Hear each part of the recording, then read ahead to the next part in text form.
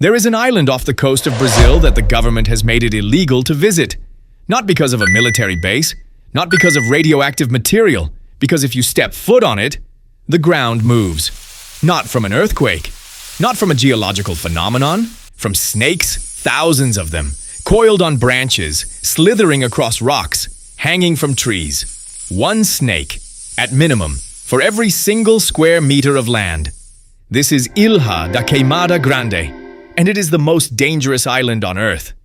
About 33 kilometers off the coast of São Paulo, Brazil, sits a small, unremarkable-looking island. From a distance, you might actually think it's beautiful. Dense jungle, dramatic cliffs, the Atlantic Ocean crashing against gray rock. But the fishermen who sail past it, they don't look at it with wonder. They look away.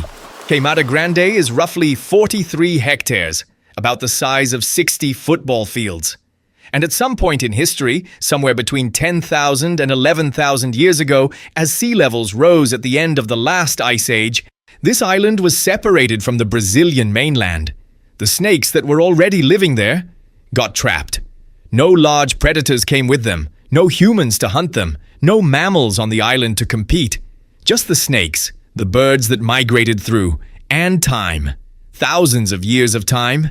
And so they adapted, they multiplied. They evolved in complete isolation, and they became something that the rest of the world had never seen before.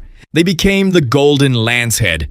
Say the name to any herpetologist, a snake scientist, and watch their expression shift. Bothrops insularis, the golden lancehead pit viper. It is found exactly one place on Earth, this island, right here. Now, its mainland cousin, the lancehead, is already responsible for more snakebite deaths in the Americas than any other snake. It is considered one of the most medically dangerous serpents in the Western Hemisphere. Locals call it the Surucucu Pico de Jaca, a name that means nothing in English but carries enormous weight in Brazil. The golden lancehead is worse. Because of its isolated evolution, this snake developed venom that is, according to researchers, 3 to 5 times more potent than its mainland relative. Its venom doesn't just destroy tissue. It attacks the bloodstream. It breaks down the walls of blood vessels. It causes necrosis, where flesh begins to die while the victim is still alive. In some cases, people have reported that the flesh around a bite wound essentially dissolves.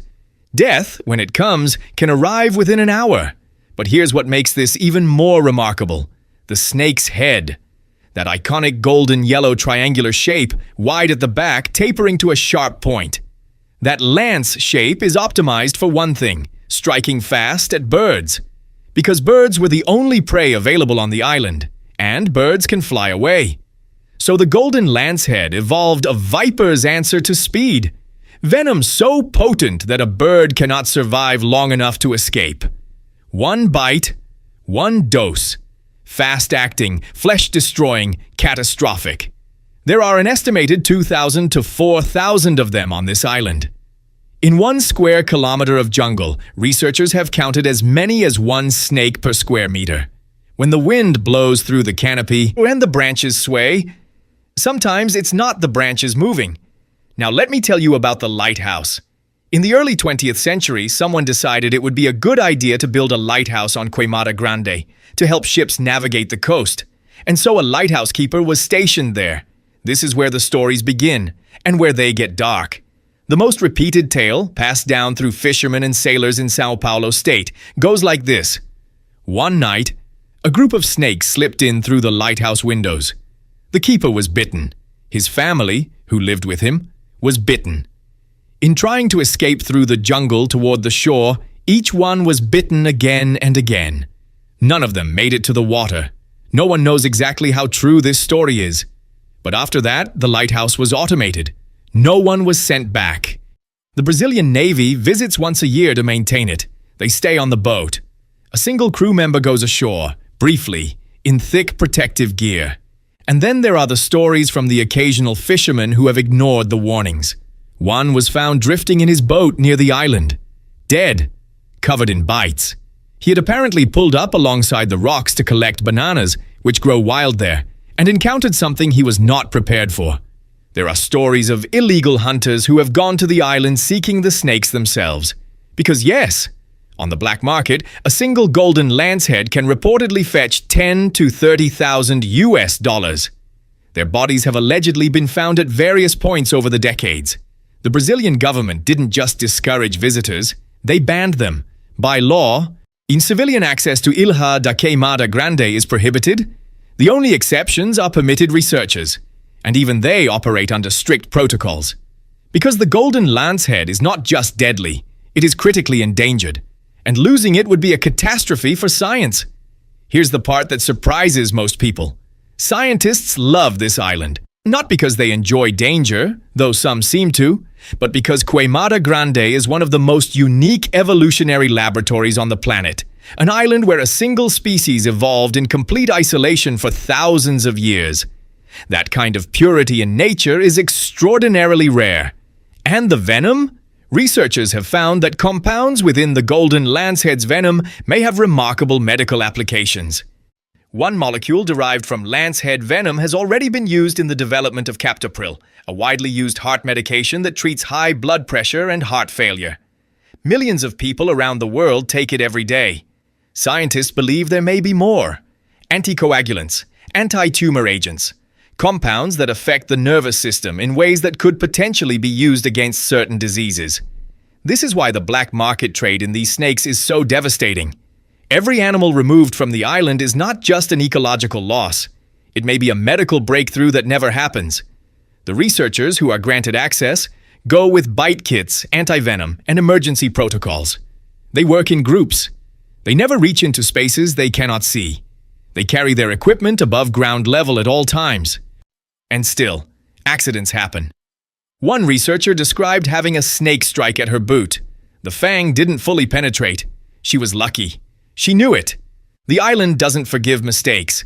There's something almost mythological about Queimada Grande. Throughout human history, we have told stories of forbidden places, cursed lands, islands that swallow ships, forests that take people and never return them. We write these off as superstition, as the fears of people who didn't understand the natural world. But Ilha da Queimada Grande is real. It is on the map. You can see it on satellite imagery. You can sail close enough to see the cliffs. And yet, it is functionally unreachable by ordinary human beings. Not because of myth, not because of legend, because of biology. Because thousands of years ago, the sea rose. The population of snakes was isolated, and nature, without any interference, created something that even modern humans, with all our protective gear and anti-venom and helicopters, still cannot fully conquer. The ground moves. The trees are not safe. The rocks are not safe. And somewhere on that island right now, 4,000 golden-headed pit vipers are doing exactly what they evolved to do. Waiting. Watching. Their heat-sensing pits detecting movement in the dark. Their venom glands full, unbothered, unchanged. As dangerous as they were the day the last human walked off this island and never came back. Ilha da Queimada Grande is many things. It is a biological marvel, an evolutionary case study, a conservation crisis, a warning label written by the Earth itself. But more than anything, it is a reminder that this planet still has places that belong entirely to the wild, that do not yield to us, that we have not claimed, tamed, or conquered. And maybe that's exactly as it should be. If you made it to the end of this, drop a snake emoji in the comments. Let me know you survived. I'll see you in the next one.